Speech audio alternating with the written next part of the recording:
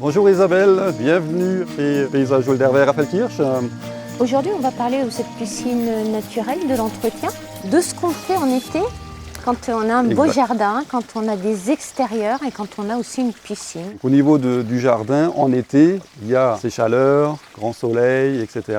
Donc il y a besoin d'eau au niveau des plantes, au niveau du gazon, etc. pour que ça reste vert. Maintenant, on arrive aussi tout doucement dans notre région sur des contraintes de restriction.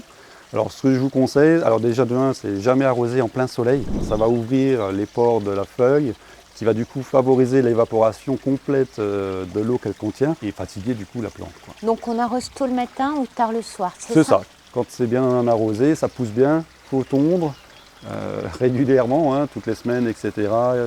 Et gérer les déchets. Alors soit on les remet en massif, soit on les composte, etc.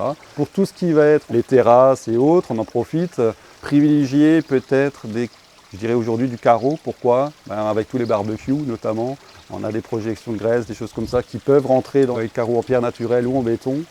Tant que ce n'est pas traité, j'entends par là, il doit y avoir sinon un imperméabilisant dessus. Mais le grès cérame, aujourd'hui, on est sur un produit qui limite ces soucis-là. On peut le voir ici, avec un grès cérame qui reprend l'aspect pierre. Honnêtement, c'est bluffant hein, quand on les voit. Aujourd'hui, ils font vraiment des carreaux de très bonne qualité. Et en plus, on est resté sur un multiformat, on appelle ça, avec une pose en opus romain, qui permet d'avoir plusieurs tailles, dimensions de carreaux posés au sol, qui donne vraiment un côté, j'ai envie de dire, un peu rustique. Ça va mieux vieillir, ça j'en suis sûr, dans le sens où il n'y a pas de problématique de champignons, ou de taches, ou de décoloration. Et on termine avec la piscine. Alors la piscine traditionnelle ou baignade naturelle. Alors là ici on est au niveau de notre baignade naturelle dans notre jardin d'exposition. On est sur la période où on le voit, hein, donc les plantes subaquatiques arrivent au niveau de l'eau. La première partie qu'on retrouve ici, il faut les raser, c'est-à-dire les couper à mi-hauteur pour qu'elles soient de nouveau sous l'eau et qu'elles permettent effectivement derrière de revenir, de repousser, de capter un maximum le phosphate dans l'eau. C'est une mentalité, c'est aussi, c'est un jardin naturelle. C'est un jardin aquatique, une baignade naturelle. C'est ni plus ni moins qu'un jardin. Il y a des plantes dans l'eau en fait. Hein. Il y a toute une faune aussi, hein, tétards et tout ça. L'entretien le plus courant sur les baignades reste le fait d'enlever le biofilm pour ceux qui ne veulent pas de biofilm. D'accord. Ça, c'est un travail généralement fait par des robots.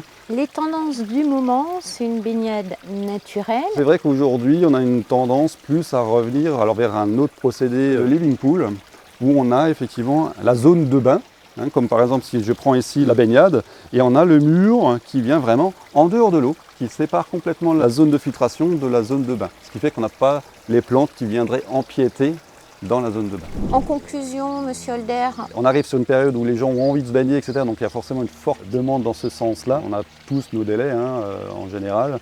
Et on est sur l'année prochaine, déjà aujourd'hui, pour l'ensemble des baignades naturelles, ou piscines hein, d'ailleurs, hein, en tant que telles. Hein. Donc, il faut s'y prendre suffisamment tôt. Voilà. Un projet s'étudie longtemps à l'avance. Voilà. Au moins une demi-année à l'avance, ça se mûrit, ça se travaille. Il y a plusieurs projets qui peuvent être faits, plusieurs entretiens avec mes chargés d'affaires. Et bien sûr, profiter de ce jardin d'expo pour visualiser les produits et peaufiner jusqu'au dernier petit détail, la teinte, le format, etc. des choix des produits à ce moment-là. Et nous, on se dit à très bientôt. À très vite. Merci Monsieur Holder. Mais je vous en prie, au revoir.